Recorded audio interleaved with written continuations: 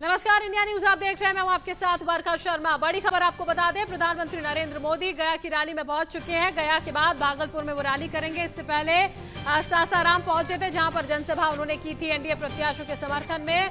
प्रधानमंत्री आज ये 3 रैलियां कर रहे हैं। मुख्यमंत्री नीतीश कुमार भी उनके साथ में मौजूद है। बड़ी खबर इस वक्त की ये कि सासाराम के बाद अब जब गया में रैली करनी है तो गया में यहां पर पहुंच चुके हैं मैदान में, और अब से कुछ ही देर में वो मंच पर मौजूद होंगे जब संबोधन उनका होगा। सासाराम में विपक्ष पर जमकर उन्होंने यहां पर निशाना साधा था। तमाम मुद्दों को लेकर 370 हो, कृषि कानून हो, तमाम बातों को लेकर तीखे हमले बोले, तंज उन्होंने कसे और कहा कि किस तरह इंडिया ने लंबे वक्त के बाद देशवासियों का इंतजार खत्म किया, 370 को हटाया और अब विपक्ष चाहता है कि 370 के फैसले को पलट दिया जाए। और गया से हमारी सहयोगी शुभ्रा सुमन इस वक्त मौजूद हैं। सीधे आपको उन्हीं के पास लिए चलते हैं। शुभ्रा, किस तरह की तस्वीरें? प्रधानमंत्री पहुंच चुके हैं, क्या माहौल? एक सभा जो सामने है। बिल्कुल, प्रधानमंत्री नरेंद्र मोदी अब से कुछ देर में स्टेज पर पहुंचने वाले हैं। वो गया पहुंच चुके हैं और इस बीच केंद्रीय गृह राज्य मंत्री नित्यानंद राय इस वक्त संबोधित कर रहे हैं। मैं चाहती हूँ एक बार स्टेज की तस्वीर दर्शकों को जरूर दिखाई जाए, क्योंकि आपको मालूम हो कि गया की रैली बहुत महत्वपूर्ण है। यहाँ से प्रधानमंत्री नरेंद्र मोदी जो कहेंगे उसका संदेश पूरे बिहार में जाएगा। इस वक्त नित्यानंद राय संबोधित कर रहे हैं। अब से थोड़ी देर पहले जीतन राम मांझी जो इमामगंज से इस बार भी मैदान में है, वो संबोधित कर रहे थे। उन्होंने ये कहा कि हम पार्टी की ओर से पूरा ताकत लगाई जा रही है।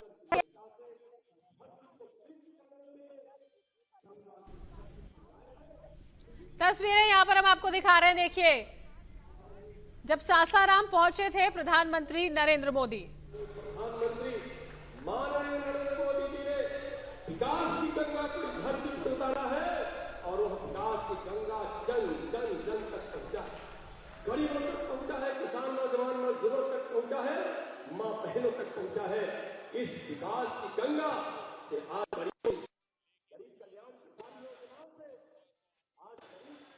शुभ्रा हमारे साथ लगातार गया से बनी हुई है। शुभ्रा, कुछ थोड़ी तकनीकी खामी यहाँ पर है। आप पहले अपनी बात यहाँ पर पूरी करें, तस्वीरें यहाँ पर हमारे दर्शकों तक पहुंचाएं और क्या समझ में वहां पर आ रहा है। खूब भीड़ आपके पीछे हमें देखने को मिल रही है, लोग मौजूद हैं, प्रधानमंत्री का इंतजार है।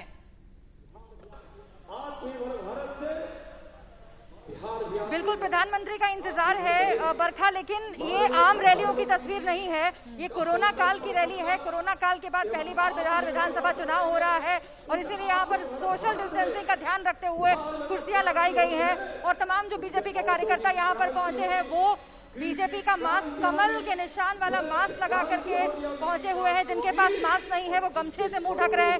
एक बार मैं चाहती हूँ स्टेज की तस्वीर जरूर दिखाई जाए। स्टेज की तस्वीर दिखाइए। इस वक्त यहाँ पर नित्यानंद राय केंद्रीय गृह राज्य मंत्री यहाँ भाषण दे रहे हैं और वो एनडीए के लिए वोट मांग रहे हैं। जो मंच आप सामने देख रहे हैं, बहुत ही कम लोगों के बैठने की व्यवस्था है। अब से कुछ देर में यहाँ पर प्रधानमंत्री नरेंद्र मोदी पहुंचेंगे और उनका भाषण होगा। अभी नित्यानंद राय को आप बोलते हुए सुन रहे हैं। अब से कुछ देर पहले जीतन राम मांझी ने यहाँ पर संबोधन किया। इमामगंज सीट से वो इस बार भी उम्मीदवार है और हम पार्टी की ओर से उन्होंने कहा कि पूरी ताकत झोंक देंगे फिर से एक बार नीतीश कुमार को मुख्यमंत्री बनाने के लिए। लेकिन खास बात मैं आपको बताऊं, ये जो मंच आप देख रहे हैं खास तैयारियों के साथ बनाया गया है। बहुत कम लोगों के बैठने की व्यवस्था।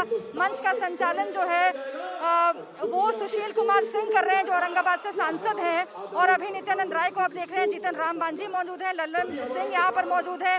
प्रधानमंत्री नरेंद्र मोदी जो है वो अब से कुछ देर में मौजूद रहेंगे, लेकिन बहुत ही कम लोगों के, बस यही जो नाम मैंने आपको गिनवाए यही लोग यहाँ पर बैठेंगे। प्रधानमंत्री नरेंद्र मोदी पहुंच चुके हैं। आप देखिए, प्रधानमंत्री नरेंद्र मोदी पहुंच चुके हैं। जिंदाबाद के नारे लग रहे हैं बरखा।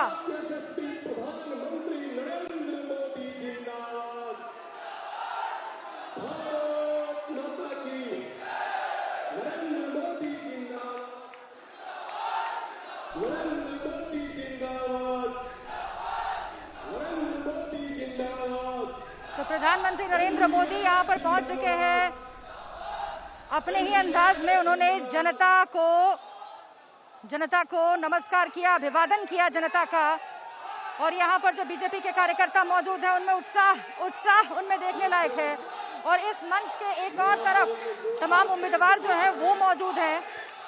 लेकिन इस बार बीजेपी की इस रैली का जो नजारा है वो बदला हुआ है, मिजाज बदला हुआ है, लेकिन मोदी मोदी के नारे लग रहे हैं, उसमें कोई कमी नहीं है। बस अब से कुछ ही पलों के इंतजार के बाद प्रधानमंत्री नरेंद्र मोदी भाषण देंगे। उस हस्ती को बुलाने जा रहा हूं जब हिंदुस्तान की राजनीति में विश्वास का संकट पैदा हो गया था। उस विश्वास के संकट को समाप्त करके जिनके ऊपर बरखा देख पा रही हैं आप, दर्शकों को हम दिखा रहे हैं कि किस तरीके से सुरक्षा चाक चौबंद है और प्रधानमंत्री नरेंद्र मोदी मंच पर बैठे हुए हैं। थोड़ा सा इंतजार और प्रधानमंत्री नरेंद्र मोदी भाषण देंगे। और इस बार नीतीश कुमार के संकट मोचक के तौर पर, नीतीश कुमार के संकट मोचक के तौर पर प्रधानमंत्री मोदी इस बार यहां पर पहुंचे हैं। एनडीए के लिए वोट मांगेंगे, नीतीश कुमार की ओर से किए गए कामों को गिनवाएंगे। ये जनसभा जो गया के गांधी मैदान में हो रही है वो बहुत अहम, सासाराम के बाद ठीक बाद गया पहुंचे हैं और यहां से वो नीतीश कुमार को फिर से एक बार मुख्यमंत्री बनाने का अपील पूरे बिहार से करेंगे। बिहार के वासियों को इंतजार है, क्योंकि देखना होगा जब भी प्रधानमंत्री नरेंद्र मोदी भाषण देते हैं तो जिस क्षेत्र में वो होते हैं वहां की बोली से, वहां की स्थानीय बोली से भाषण की शुरुआत करते हैं। देखना होगा क्या यहाँ पर भी वो मगही में बोलते हैं कि भोजपुरी में बोलते हैं। बस अब कुछ ही पलों में प्रधानमंत्री नरेंद्र मोदी का भाषण।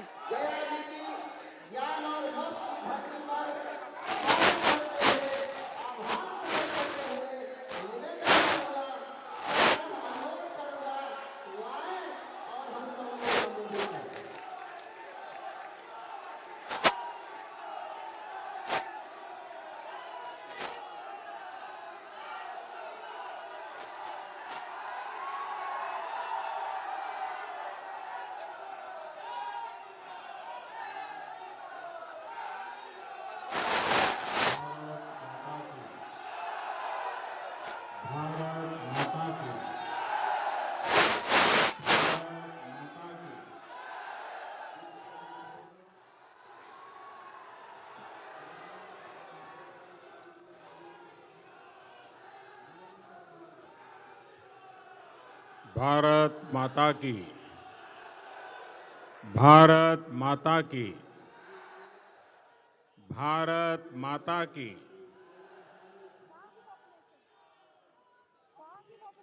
विश्वविख्यात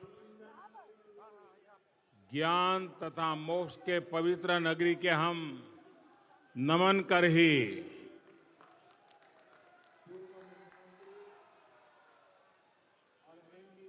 विष्णुपद मंदिर के गौरवशाली वैभवशाली भूमि पर अपने सबके अभिनंदन करित ही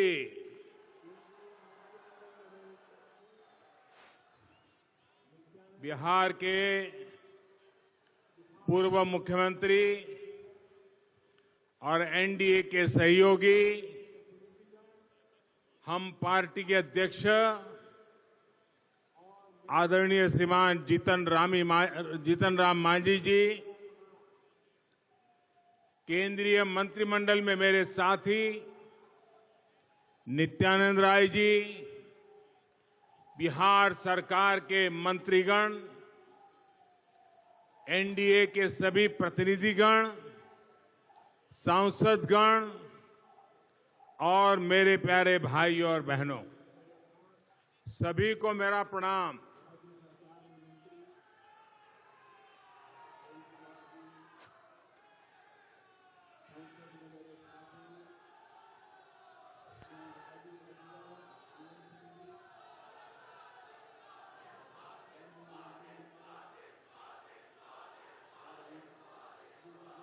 आज यहां मंच पर मेरे साथ राज्य सरकार में मंत्री डॉक्टर प्रेम कुमार जी, संसद में मेरे साथी श्रीमान राजीव रंजन ललन सिंह जी, केंद्रीय मंत्रिमंडल और सभी सांसदगण में डॉक्टर सुशील कुमार सिंह, सांसद श्रीमान चंद्रशेखर यादव चंद्रवंशी जी, गया जी के अलावा औरंगाबाद, नवादा, जहानाबाद और अरवल से भी यहां बड़ी संख्या में लोग एनडीए के उम्मीदवारों को आशीर्वाद देने आए हैं। दूसरे जिलों के भी हजारों साथी डिजिटल माध्यम से हमारे साथ जुड़े हैं। मैं आप सभी का अभिनंदन करता हूं।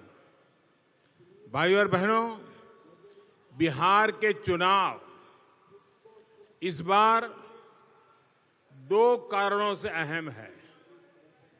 एक तो कोरोना महामारी के बीच ये दुनिया का पहला बड़ा चुनाव है जहां इतनी बड़ी संख्या में मतदान होने वाला है। इसलिए नजर इस बात पर है खुद को सुरक्षित रखते हुए बिहार लोकतंत्र को मजबूत कैसे करता है। दूसरा, ये चुनाव इस दशक में बिहार का पहला चुनाव है। एनडीए की जीत के साथ ये चुनाव इस दशक में बिहार की भूमिका को और मजबूत करेगा। साथियों, 90 के दशक में बिहार के लोगों ने यहां के लोगों का कितना अहित किया गया। बिहार को अराजकता और अव्यवस्था के किस दलदल में धकेल दिया, ये आप में से अधिकांश ने अनुभव किया है। आज भी बिहार की अनेक समस्याओं की जड़ में 90 के दशक की अव्यवस्था है, कुशासन है। यहां अनेक युवा साथी हैं जो पहली बार वोट डाल रहे हैं या जिनका जन्म नई सदी में हुआ है। आपको अंदाजा नहीं है कि बिहार ने कितना लंबा रास्ता तय किया है। आज आप एक नए बिहार को बनते देख रहे हैं। बिहार में नई व्यवस्थाओं को बनते देख रहे हैं। लेकिन एक समय था जब बिहार में इसकी कल्पना भी नहीं की जा सकती थी। ये वो दौर था जब रेलवे स्टेशन पर रात में उतरने के बाद लोग सुबह होने तक अपने घर नहीं जाते थे। सारी सारी रात स्टेशन में ही बैठे रहते थे। ये वो दौर था जब लोग गाड़ी नहीं खरीदते थे ताकि एक राजनीतिक पार्टी के कार्यकर्ताओं को उनकी कमाई का पता न चल जाए।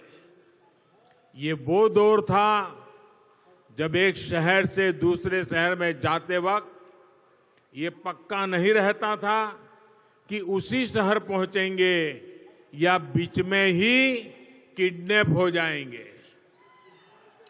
ये वो दौर था जब बिजली संपन्न परिवारों के घरों में होती थी।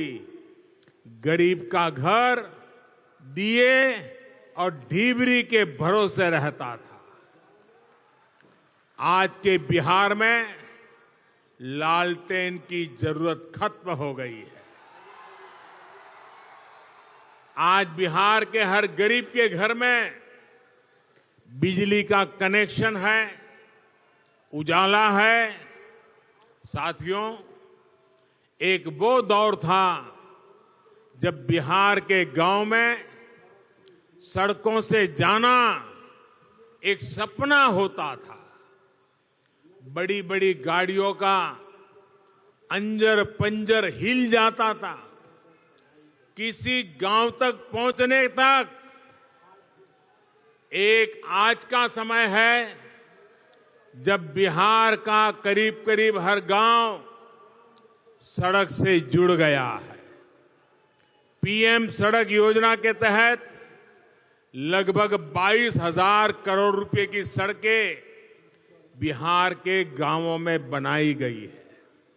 साथियों, आज बिहार के engineering college, medical college, IIT, IIM जैसे संस्थान खोले जा रहे हैं।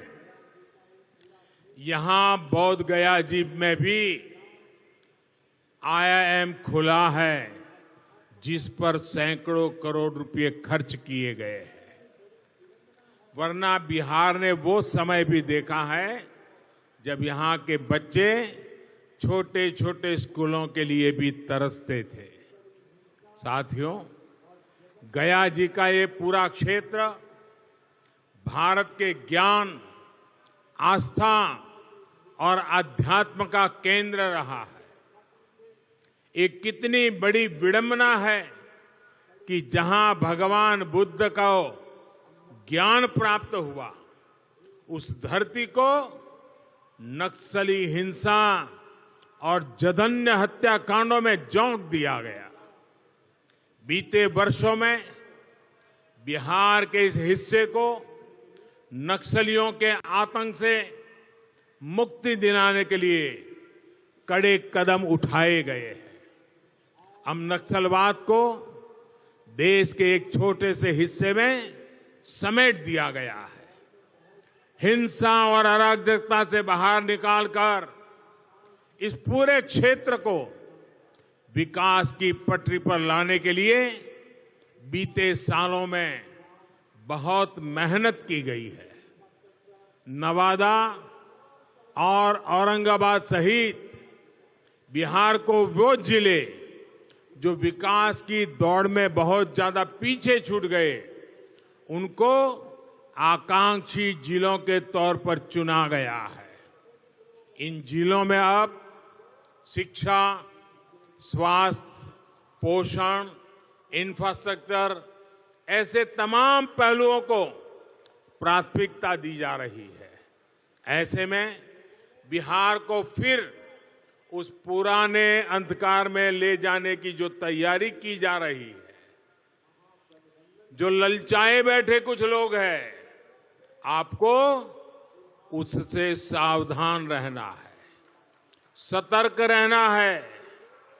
भाइयों और बहनों, एनडीए के विरोध में इन लोगों ने मिलकर जो पिटारा बनाया है, जिसे ये लोग महागठबंधन कहते हैं, उसकी रग रग से बिहार का एक एक नागरिक वाकिफ है।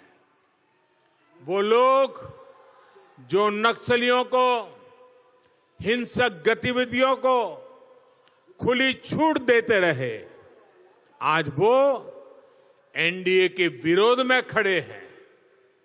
देश को तोड़ने की, देश को बांटने की वकालत करने वालों पर जब एक्शन लिया जाता है तो ये लोग उनके साथ खड़े हो जाते हैं। इन लोगों का मॉडल रहा है बिहार को बीमार और लाचार बनाना। एनडीए का संकल्प है बिहार को सशक्त और आत्मनिर्भर बनाना। साथियों, बीते सालों में गरीब, दलित, वंचित, शोषित, पिछड़े, अति पिछड़ों के सशक्तिकरण के लिए एक के बाद एक बड़े सुधार किए गए हैं। अब गरीबों और वंचितों को उनके हक का पूरा लाभ दिलाने का सफल प्रयास किया जा रहा है। सुशासन के लिए टेक्नोलॉजी को आधार बनाया गया है। आज आप देखते हैं कि आपके मोबाइल फोन पर ही सरकार की ज्यादातर सेवाएं और सुविधाएं दे दी गई है। अब आपको बार बार सरकारी दफ्तरों के चक्कर काटने से मुक्ति मिली है। पहले राशन हो, गैस सब्सिडी हो, पेंशन हो, स्कॉलरशिप हो, हर जगह घोटाला घपला चलता था। अब आधार, फोन और जनधन खाते से सब जुड़ चुका है। अब गरीब को उसका पूरा हक समय पर मिलना सुनिश्चित हुआ है। भाइयों और बहनों, बिहार के रहने वालों का खून पसीना इस देश के हर हिस्से की माटी में गूंथा हुआ है। फिर भी दशकों तक वे बुनियादी जरूरतों से वंचित रहे, जबकि उनके द्वारा चुने गए नेताओं ने उनके ही रुपये से अपना साम्राज्य बना डाला। अब जबकि नेता सेवक के रूप में काम कर रहे हैं, शासक रूप में नहीं, तो लोगों के अधिकारों को सुनिश्चित किया जा रहा है। जिनके सर पर छत नहीं थी, उन्हें अब पक्का घर दिया जा रहा है।